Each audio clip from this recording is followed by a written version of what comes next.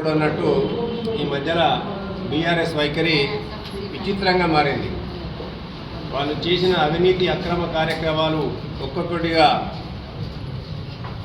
గుట్టలుగా బయటకు వస్తుంటే తవ్వినా కొద్దీ అవినీతి అక్రమాలు వాళ్ళు ఏ విధంగా చేసినారు. ఇంతకుముందు చాలాసార్లు చెప్పాను నేను, కాదేది కవిత కననమని ఆ రోజు శ్రీశ్రీ గారు చెప్పారు. కానీ కంచే చేను వేసిన చందంగా ఈ రాష్ట్రంలో టీఆర్ఎస్ పార్టీ అధికారంలోకి వచ్చిన తర్వాత కాదేది దోపిడికి అనరం అన్నట్టు ఇలా వారు ఆ రోజు చెప్పారు, సబ్బు బిల్ల తలుపు గొల్లెం గుర్రపు కళ్ళెం ఏది కూడా కవితకు అనర్హం కాదని చెప్పింది వాళ్ళ. కానీ వీళ్ళు వచ్చిన తర్వాత చెట్టు పుట్ట గుట్ట, చెట్టు మీద ఉన్న ఆకు, దాని మీద ఉన్న తీరే తుట్టే, నీళ్ళ కింద ఉన్న ఇసుక, ఆ రెండింటి మధ్యలో ఉన్న చేప, ఆఖరికి భూమి మీద ఉండే గొర్రె, దేన్ని కూడా వదిలిపెట్టలే. అన్నింటిని కూడా ఇలా తమ అక్రమ ఆర్జనకు అవినీతి అక్రమాలకు ఆలవాలంగా మార్చుకొని ఈ రాష్ట్రాన్ని ఇబ్బడి ముబ్బడిగా దోచుకొని ఈ రాష్ట్రాన్ని అప్పుల పాలు చేసి ఈ ప్రభుత్వాన్ని 7 లక్షల కోట్ల అప్పుల కుప్పలోకి నెట్టింది. ఇవాళ మేమేం తీసుకోని దానికి అక్కడ మా రారాజు మా యువరాజు ఈ రాష్ట్రాన్ని దోచుకుంటాడు, మరి మేమేమైనా తక్కువ తిన్నామా అని చెప్పి ఇక్కడ ఉన్న నాయకులు మొదలుపెట్టింది. ఇవాళ ప్రభుత్వ భూములన్నింటినీ సరే, ప్రభుత్వ పథకాలన్నీ స్కీములన్నీ కూడా స్కామ్లే. వాళ్లకు వాళ్ళ వంది మగాదులకు తప్ప ఇంకొకరికి ఇచ్చిన పాపాన పోలే, సామాన్యుడికి ఎవరికి చేరలే.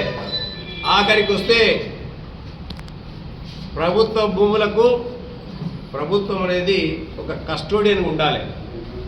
కానీ ఇవాళ ప్రభుత్వ భూములన్నీ కూడా సారు జనవాడ దోసుకున్నాడు, పెద్ద సారు కొండపోషమ్మని దోసుకున్నాడు దగ్గర, మా మేడం ఇంకొకడ దోసుకున్నది, ఇంకొకడ ఫామ్ హౌస్ కట్టుకున్నాడు అని చెప్పి ఇక్కడున్న నాయకులందరూ కూడా ఇవాళ ప్రభుత్వ భూములను అసైన్డ్ భూములను ప్రభుత్వ భూముల్లో రకరకాలు ఉంటాయి, 10-12 కేటగిరీస్ కింద ఉంటాయి. ఆ భూములన్నింటినీ కూడా ఇవాళ దేనికి లేదు, చట్టం లేదు, ఓ కథ లేదు, ఓ కార్ఖాన లేదు, చట్టాన్ని తమ చుట్టాలుగా మార్చుకొని ఇలా భూములు తమ కథలకు మార్చుకున్నారు. ఇలా అడుగులకు మడుగులు అధికారులను దగ్గర పెట్టుకున్నారు.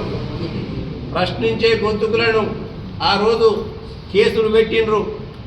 వాళ్ళపైన నానా కేసులు కాంప్లైంట్ ఇచ్చడానికి ఎవరు లేకుంటే ఆఖరికి పోలీసుల ద్వారానే కాంప్లైంట్ ఇప్పించారు. అంత నీచ స్థితి జారిండు చేసి ఇవాళ అక్రమార్జనకు తెలియస్తే ఇలా అధికారులు చట్టం పైన నమ్మకం ఉన్నవాళ్ళు, భారత రాజ్యాంగం పైన నమ్మకం ఉన్నవాళ్ళు ఇవాళ ఇక్కడికి అధికారులుగా వచ్చి ఇలా ఈ జిల్లా యంత్రాంగాన్ని ఇవాళ సవరిస్తుంటే, వాళ్ళ అక్రమాలన్నీ కూడా బయటపడుతుంటే ఇలా ఇసుక దొంగలు బయట వచ్చిండ్రు, భూమి దొంగలు బయటకు వచ్చిండ్రు, అనేక రకాలైన అక్రమాలు చేసుకుంటూ అక్రమార్జనకు పాల్పడ్డ వాళ్ళందరినీ కూడా చట్ట వ్యతిరేక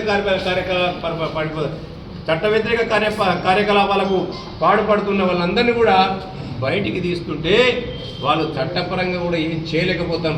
ఎందుకంటే చట్టం మీ చుట్టం కాదు, చట్టం సామాన్య ప్రజలకు అందుబాటులో ఉండాలి.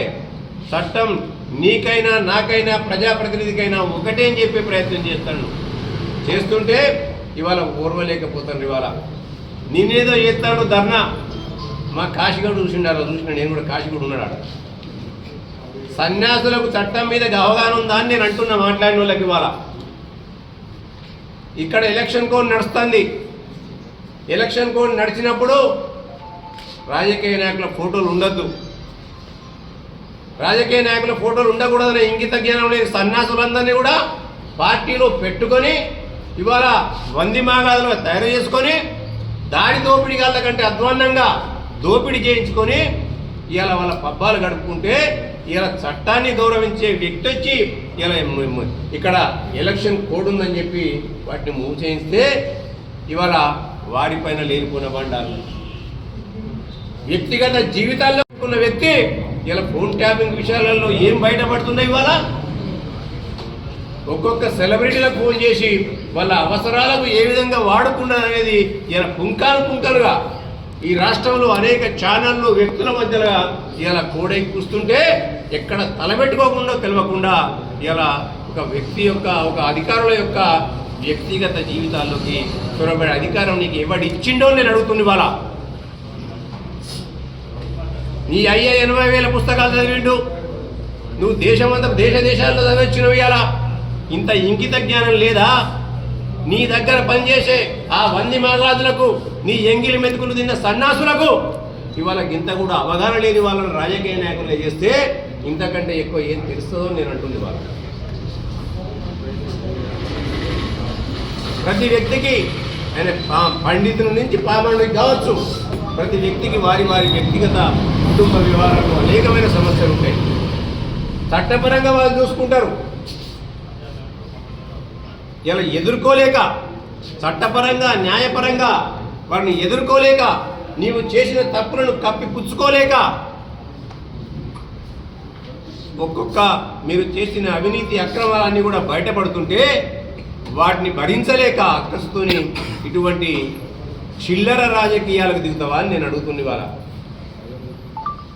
వారే చెప్పింది వాళ్ళ, నా పైన ఎటువంటి కేసులు లేవు, ఉన్నా కూడా న్యాయపరంగా చట్టపరంగా ఎదుర్కొనే కేసులు ఉన్నాయి.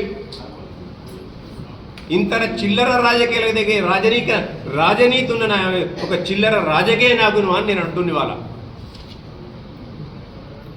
నీ వ్యక్తి నీ స్వలాభం కొరకు అనేక మంది వ్యక్తిగత జీవితాల్లోకి చొరబడ్డ సంఘటనగా ఇవాళ ఫోన్ ట్యాపింగ్ల ద్వారా బట్టబయలు కాబోతుంది. ఇవాళ